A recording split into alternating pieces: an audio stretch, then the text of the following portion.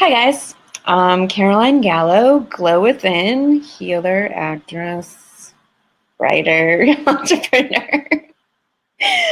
um, so along with teaching Reiki, I also make CBD oil elixirs for sleeping, for immunity, for your stomach, which was what we just talked about, your solar plexus. I should have showed you that during that. It's fine. Now we are going to talk about, bring my little diagram up. We are going to talk about the sacral chakra. This is also, it's so weird I'm not in frame. Okay, here we go. I have to share this with my little yoga lady. This is the sacral chakra. Sometimes it's called the belly chakra. And I'm always having to explain to people where the sacral chakra is. So again, it's kind of hard to see where it is on the diagram. Where is it? I can't even, I can't match my finger up to that right now. But I wish I had a pointer. I wish I had a pointer that I could point at it. But basically, it's at the navel and right below. So it's going to be like between your, let's say uterus, but we all know have uteruses. Between your groin area and your navel, I guess is the best way of showing that in the front. But then in the back, it's literally the sacral is an upside down triangle right above your butt in the back, and that is your sacrum.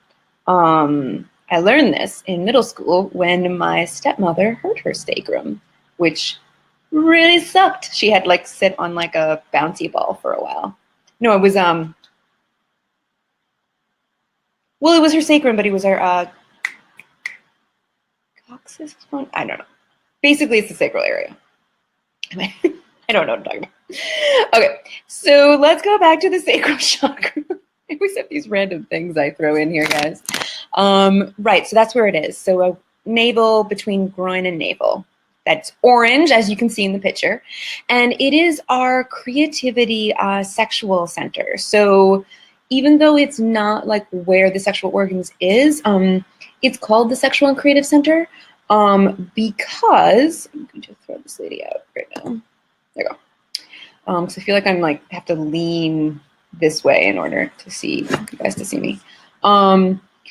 It's the creativity sexual center because it's how we feel and connect to others, right? So with the solar plexus, you are connecting to others through your power dynamic. Is this relationship balanced in power? Do I give as much as I receive? That's solar plexus, right? That's the one I just talked about.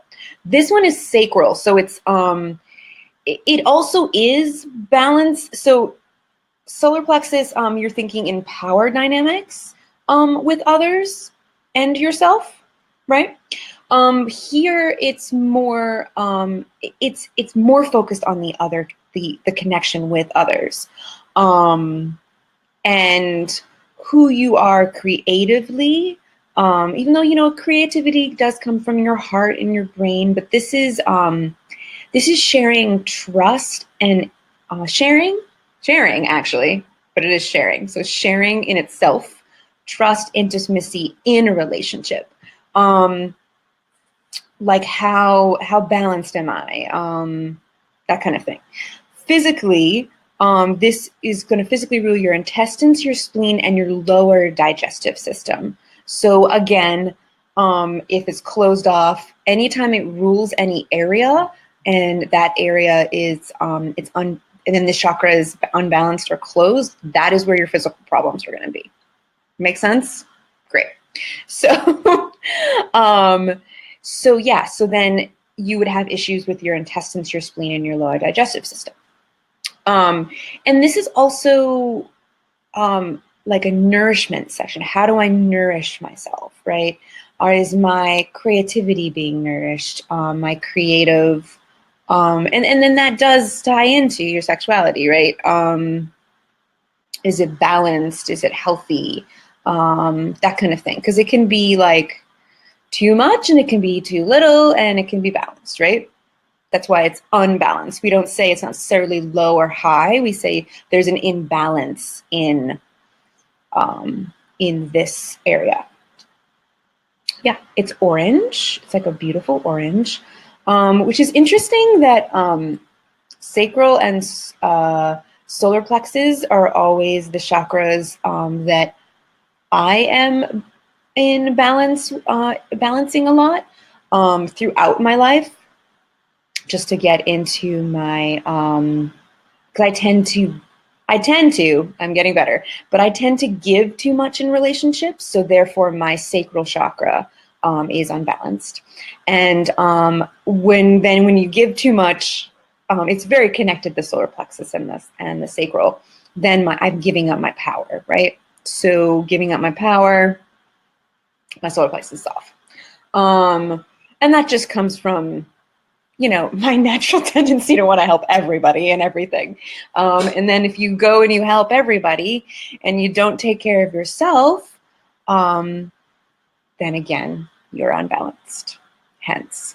But interesting enough, these are the chakras that I feel like I'm always coming back to and having to notice them being balanced. And I do not, I am not, I shouldn't say I don't like or hate, but I am coming to love the colors. I'll say this in a positive way. I'm coming to love the colors yellow and orange. So I have very strong reactions to orange and yellow. I do not have any orange and yellow in my, I want to say, anywhere. In my color scheme of my clothes. Nope. I can't think of anything that I own that is orange or yellow. Except my clown outfit.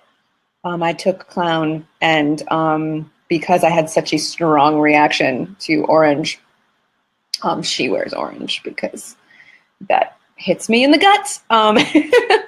But yes, so this would be, if it's unbalanced, not trusting your gut. It's I know that we talked about not trusting your intuition in your third eye, but this is like guttural reaction. Like, so I mean, because you do get a lot of, even though we say your intuition's up here, your intuition is also in your gut. So not trusting yourself in a relationship to others, not sharing, not being open in that area. Fabulous. Okay, so I will talk to you guys tomorrow, and I will do the last root chakra, which is really very important. It's literally your foundation. It is the rest of your body. So it is your groin, reproductive organs, legs all the way down to your feet. Technically, you'll even see in the diagram, it just kind of shows your pelvis area as your root chakra. But I like to just say, yes, it's the rest of your body, because then you're like, where's the rest of, like, how do my feet fit in?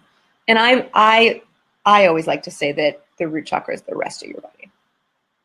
So I will go over that tomorrow. And then tomorrow in the Eastern Hemisphere, I want to say it's like 6:14 a.m.